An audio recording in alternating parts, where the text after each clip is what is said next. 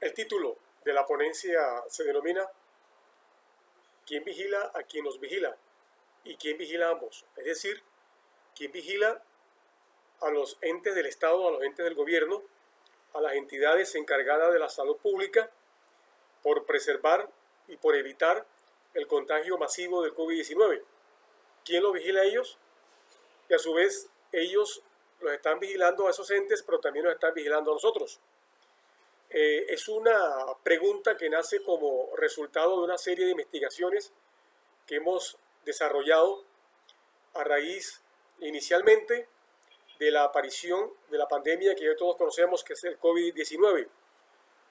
El COVID-19 ha generado a nivel mundial, en primera instancia, un proceso de confinamiento masivo, de orden, repito, mundial. Y ese confinamiento, estructurado ante una serie de cuarentenas establecidas por los diversos estados del mundo, ha permitido que la opinión pública, que cada uno de los individuos que hacen parte de la opinión pública, logren enfrentar toda una serie de conductas y hábitos igualmente diferentes. No es fácil para una persona, para un niño, para un adulto mayor, para un anciano, cambiar de un momento a otro. Y la explicación es antropológica. Tiene que ver fundamentalmente con los hábitos en cada una de nuestras culturas y en particular de la cultura latinoamericana. Ante la aparición de un fenómeno inesperado, como el caso de una pandemia, la comunidad no está acostumbrada en primera instancia a ese tipo de cambios para enfrentarla. Al igual los estados de cualquier formación política, tampoco por más estructurados que estén, por más planificados que estén, no tienen, por así decirlo, esa preparación logística para enfrentar un fenómeno como estos de gran magnitud. Ante esta situación, hay una preocupación por parte de la comunidad en general y tiene que ver sobre la vigilancia. En esta breve socialización de nuestra ponencia vamos a tomar dos grandes periodos históricos. Un primer periodo histórico antes de la pandemia y un periodo histórico ya pues con la pandemia como tal, en relación al fenómeno de la vigilancia. Recordemos que en términos antropológicos la vigilancia surge paralelo al origen del hombre. El hombre siempre tiene la predisposición a querer saber qué hace el otro y qué hacen los otros. Y ese otro y esos otros también quieren saber qué es lo que estamos haciendo.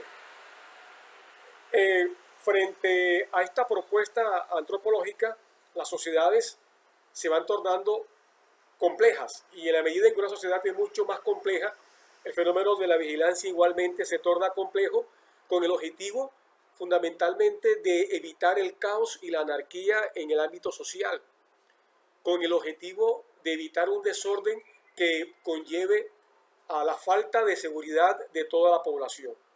Entonces, los estados modernos han venido planteando y orientando la vigilancia como un fenómeno para prevenir tales fenómenos que impliquen una crisis social. Cuando surge la pandemia como tal, que surge en un momento en que nadie la esperaba, ni siquiera los científicos, ningún tipo de gobierno, surge una segunda forma de vigilancia. Esa vigilancia tiene como principal objetivo evitar el contagio entre las comunidades, entre las colectividades.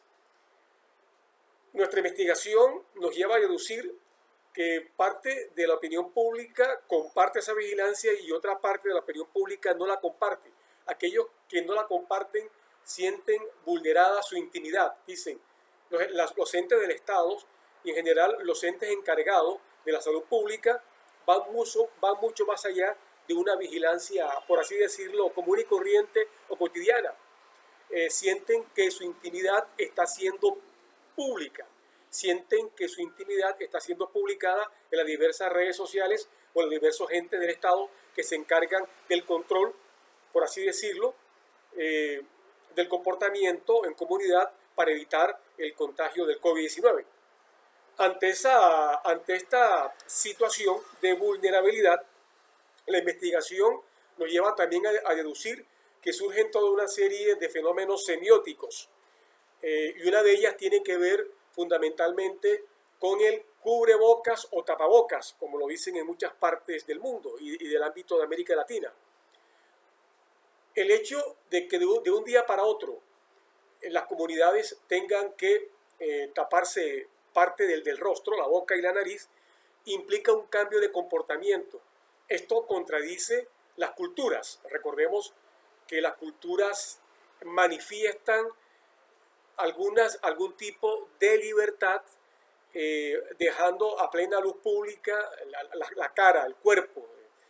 Cuando de un momento a otro, por obligación, tienen que cubrirse una parte de la cara para evitar la propagación de este mal, sienten como si estuvieran esclavizados, sienten como si estuvieran dependizando, o sea, fueran personas que estuvieran dependiendo, en este caso, de un sistema que les va a contradecir sus diferentes tipos de comportamiento. Y hay un fenómeno semiótico como tal que hemos detectado, y es el hecho de por sí, de un día para otro, pretender cambiar esa cultura de poder salir libremente a la calle sin ningún tipo, por así decirlo, de máscara que cubra la cara, porque el hecho de cubrir también implica un hecho de encubrir. Es decir, la persona puede estar contagiada, puede estar encubriendo que está contagiada, pero al salir se coloca el cubrebocas o el tapabocas. Ahí hay un fenómeno interesante para analizar desde la perspectiva antropológica, y sería una categoría de análisis propia de la semiótica. Es un signo, es un nuevo símbolo de esta época que estamos viviendo. Entonces observamos ahí un rompimiento con las tradiciones, con los hábitos, un rompimiento con la cultura, un rompimiento con esa manifestación de las colectividades. Esto no se torna similar en todas partes del mundo. Hay grupos que son más dados, digámoslo así, a la individualización, pero en el contexto latinoamericano a nivel cultural estamos acostumbrados a andar en grupo, estamos acostumbrados a andar en la calle en grandes aglomeraciones. En otros contextos como el europeo o el asiático, generalmente el distanciamiento siempre va a estar presente, y para estas culturas es mucho más sencillo la utilización de estos mecanismos para evitar la propagación del contagio. Esa hipervigilancia o supervigilancia, como la queremos llamar, se ha generalizado en las grandes ciudades de América Latina con la instalación de cámaras realmente en sitios donde la opinión pública no logra detectarlas. Ante esa situación es donde la opinión pública nos manifiesta en el proceso de investigación que estamos llevando que sienten vulnerados sus derechos de intimidad.